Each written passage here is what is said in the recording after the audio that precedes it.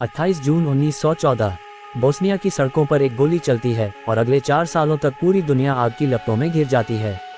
इससे पहले दुनिया ने कभी इतनी तबाही नहीं देखी थी, लेकिन सवाल ये है कि क्या ये जंग सिर्फ एक गोली की वजह से हुई थी या इसके पीछे कोई गहरा राज था।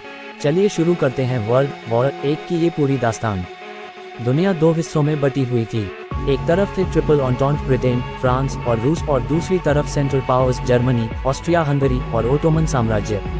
इन देशों ने आपस में गुप्त समझौते कर रखे थे, मतलब अगर एक पर हमला हुआ तो बाकी सबको जंग में कूदना पड़ेगा। यूरोप एक बारूद के ढेर पर बैठा था जिसे फटने के लिए सिर्फ एक चिंगारी चाहिए थी। आर्किड्यूक फ्रांज फर्डिनेंड की मौत ने उस बारूद में आग लगा दी। ऑस्ट्रिया ने सर्बिया पर हमला किया, रूस सर्बिया को बचाने आया और जर्मनी ऑस्ट्रिया के साथ खड़ा हो गया।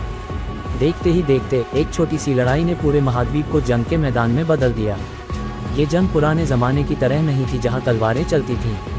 अब ज़माना था मशीन गन्स, टैंकों और जहरीली गैस का। सैनिकों ने ज़मीन के अंदर लंबी खाइयाँ यानी ट्रेंच खोदी थीं। महीनों तक वहां रहना, कीचड़, बीमारी और मौत के बीच, ये किसी जहन्नुम से कम नहीं था। लाखों सैनिक सिर्फ इन ट्रेंचों में ही दम तोड़ गए। 1917 में एक बड़ा मोड़ आया। रूस में क्रांति हुई और वो जंग से पीछे हट गया। लेकिन तभी अमेरिका यूएसए की एंट्री हुई। अमेरिका के आने से ब्रिटेन और फ्रांस की ताकत बढ़ गई और जर्मनी कमज़ोर पड़ने लगा।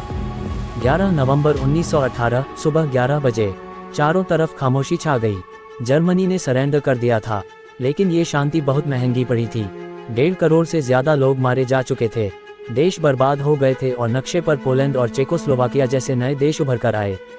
जंग तो खत्म हुई, पर वर्साई की संधि में जर्मनी पर इतनी सख्त शर्तें थोपी गईं कि उनके दिल में बदले की आग भड़क उठी। इसी आग ने आगे चलकर अडोल्फ हिटलर और वर्ल्ड वॉर 2 को जन्म दिया। अगली वीडियो में हम देखेंगे कि कैसे इस अधूरी शांति ने पूरी दुनिया को दोबारा तबाही में धकेला।